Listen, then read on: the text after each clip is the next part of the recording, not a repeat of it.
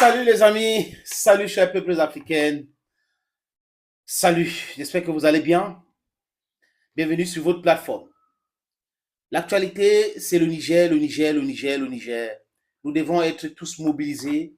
C'est pour cette raison que d'autres sujets dans l'actualité internationale, nous devons mettre un bémol pour parler du Niger. Ça nous concerne au premier chef, c'est en Afrique, c'est notre continent avec des micro-États. Et ces micro-États, on est en train de, avec notre discours, les pousser à s'unir pour que l'Afrique soit les États-Unis d'Afrique. Et ces micro-États, quand ils ont des problèmes, nous devrons nous mobiliser, chers amis. Nous devrons vraiment nous mobiliser pour essayer de régler ce problème-là. Cette mobilisation, quand elle est forte, ça fait en sorte qu'on nous respecte. Et si nous nous mobilisons bien derrière le Niger, les Occidentaux vont comprendre le message. La CEDEAO, machin chouette là, va comprendre le message. Et ces chefs d'État vassalisés, les laquais de l'Occident, ils vont comprendre le message. Chers amis, il y a un an, la France a envoyé les ministres rencontrer Bazoum. Oui, pour le rassurer que la France est avec lui. La France est là pour le protéger. Parce que la France avait compris le message de la fragilité du gouvernement Bazoum. La France savait que ce qui s'est passé au Mali et au Burkina Faso a fragilisé Bazoum, qui est le porte-parole du désordre que la France mène dans le Sahel. Ah oui, oui, ce sont des faits. Et les faits sont têtus. Les discours de Bazoum et les discours français concordaient tout le temps. Aucun autre leader dans le Sahel ou en Afrique n'avait ces discours-là. Bazoum se croyait un sous-préfet de la France qui gère une sous-préfecture qu'on appelle le Niger.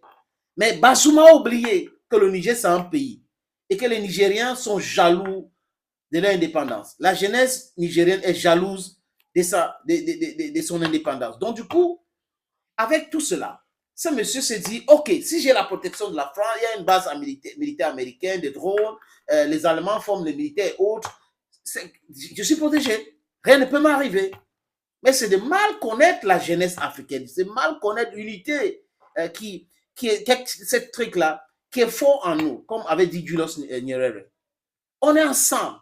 Quand on se sent en danger, on devient vraiment, on commence à s'aimer et tout, on est ensemble. Et ce danger-là était perceptible. Et les militaires ont tout simplement écouté le peuple. L'insécurité, corruption, conflit bidon avec l'armée, voilà quelques éléments qui ont poussé les militaires et le peuple nigérien à vomi Bazoum.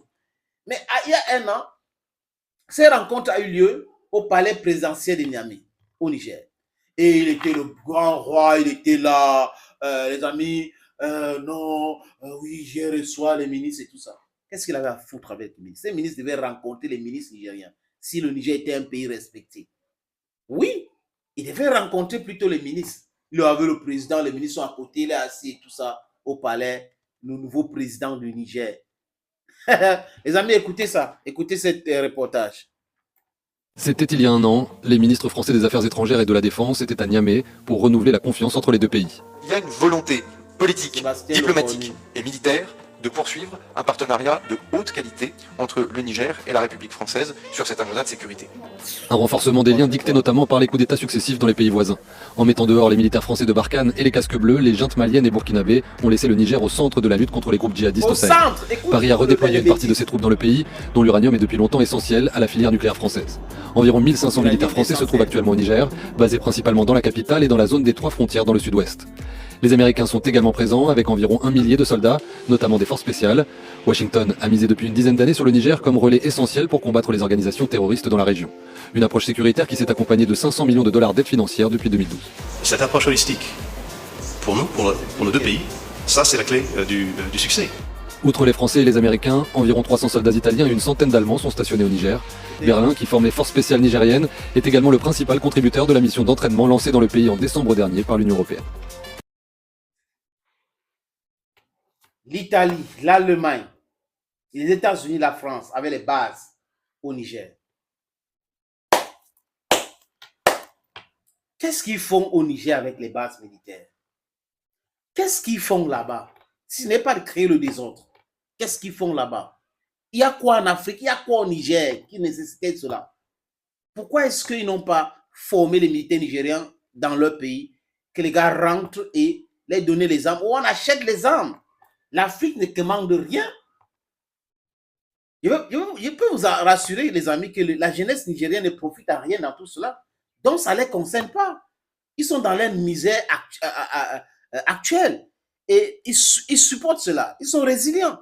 Mais quand les gens leur disent que ce pays ne peut pas fonctionner, dites que les fonctionnaires corrompus ne peuvent pas fonctionner sans aide. Et vous voyez Blinken, Sébastien Lecornu, Madame Colonna, il y a un an au Niger. Ce n'est pas pour les beaux yeux des Nigériennes. Non. C'est pour tisser le partenariat ou les partenariats qui vont pas profiter aux Nigériens. Qui vont profiter, les partenariats là vont profiter aux peuples européens.